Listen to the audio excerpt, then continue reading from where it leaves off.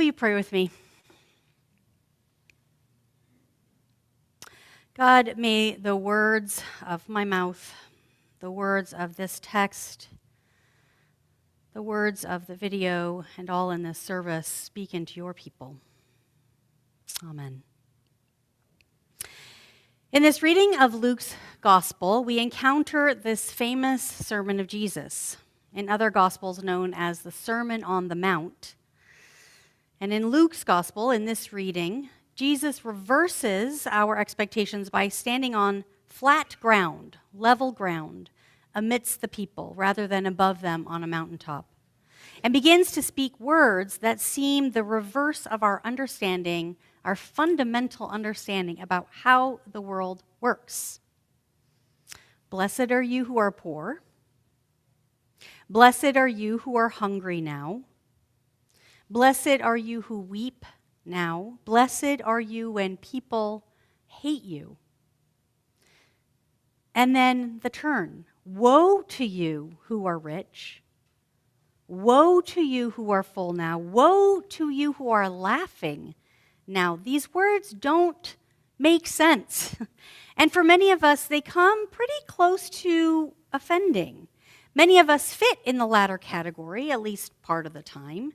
We are numbered among the extremely wealthy amidst global standards of living, even if we don't feel it in the day-to-day. We are full on a regular basis from food, yes, but also from relationships, from comfort, from protection.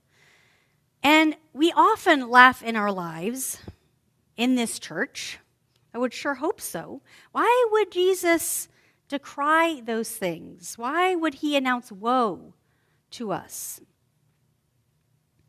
In his Sermon on the Plain, Jesus is pointing us to the ways of God's upside-down kingdom.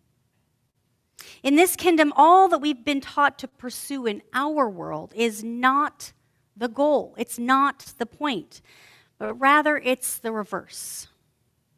We've been trained to see blessing as comfort, stability, success, security. But Jesus names blessing in vulnerability, in longing, in grief, in exclusion. Jesus is not romanticizing poverty or glorifying suffering, but Jesus is exposing a system that relies on it. He is not necessarily castigating those of us who are comfortable, but he is pointing to all that we miss that belongs in God's kingdom when we are comfortable. The blessings are disruptive because they interrupt the story we've accepted as normal. Reverend Rosner-Bass reminds us in a reflection about this text that conditional belonging and transactional love are distortions of God's dream. Conditional belonging says, you matter if you produce. Transactional love says, you are worthy if you pay. And Jesus, in this challenging teaching, rejects both. During this season of Lent, instead of living into false narratives of empire, we are being invited to join Jesus instead in the holy work of imagination. Walter Brueggemann, in The Prophetic Imagination, his anchor text, claims that the task of prophetic faith is to nurture, nourish, and evoke a consciousness and perception of alternative to the consciousness and perception of the dominant culture. We are invited to sit with these disruptive blessings because they point us to another world that God imagines for us. And our faith, our discipleship, asks us to imagine it with God. Many of us experience that alternative to the consciousness and perception of the dominant culture in the story of the monks who recently completed a peace walk. And those of us who were in person got to watch that video just now. On the face of it, there was nothing that really made sense about this peace walk. 24 Buddhist monks from the Huangdao Temple embarked on a peace pilgrimage from their home in Fort Worth, Texas, to the U.S. Capitol. Leaving in October, they walked through the winter at a pace of about 20 miles daily, some barefoot. They traversed Mississippi, Alabama, Georgia, and other states. And their goal was not geared toward changing any particular person or ending any particular war or protesting any specific agenda, but simply their aim was to raise, quote, awareness of peace, loving kindness, and compassion across America and the world. And they captured our imaginations. Arriving in the Capitol in February, it doesn't appear that their actions, for example, impacted the recent decision to engage in an optional war in the Middle East. The dominant culture might then claim that they failed.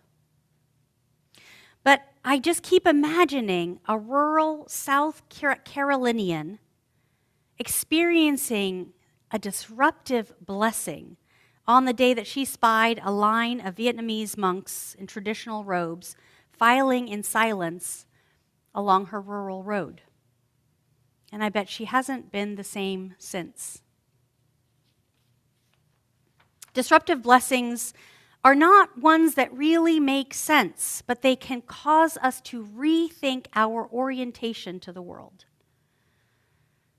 Blessed are you who are poor, not because poverty is holy, but because in God's reign your worth is not up for negotiation. Blessed are you who hunger, not because hunger is good, but because your hunger forces you to lean on your neighbors in community rather than protect yourself with wealth. Reverend Rosner Bass, in her continued reflection on this text, reminds us that these Beatitudes Jesus shares are not, quote, strategies for survival, but practices of resistance. Practices of resistance, ways of living that refuse violence and calculation of empire. Robin Wall Kimmerer describes a way of living, such a way of living in her book, The Serviceberry, that offers a gentle resistance to the world in which we live currently. The gift economy of the serviceberry. The tree, she points out, does not hoard its fruit. It gives lavishly, abundantly to bees, to bears, to birds, to human beings, to compost. Wall Kimmerer asks us whether the serviceberry might point us to a different way, to live differently than we've been taught, less governed by ownership and hoarding or doling out only to those who deserve it, but one instead shaped by reciprocity and gratitude. We have been formed, you and I, by a culture that asks, what is mine to protect? What is mine to keep?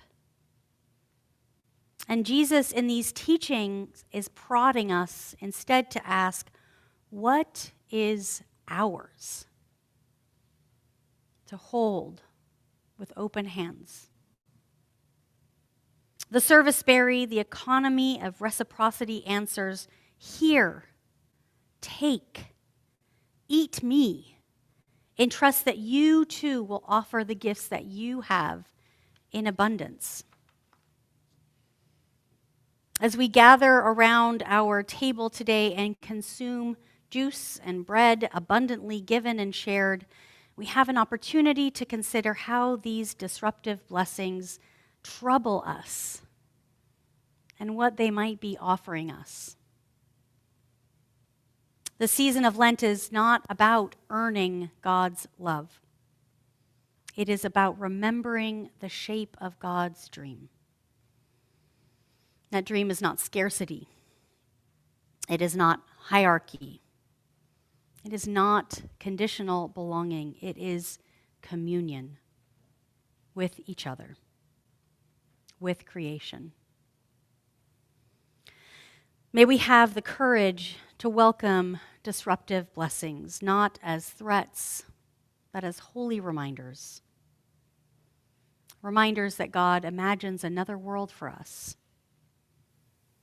Reminders that Jesus has already begun to speak into being.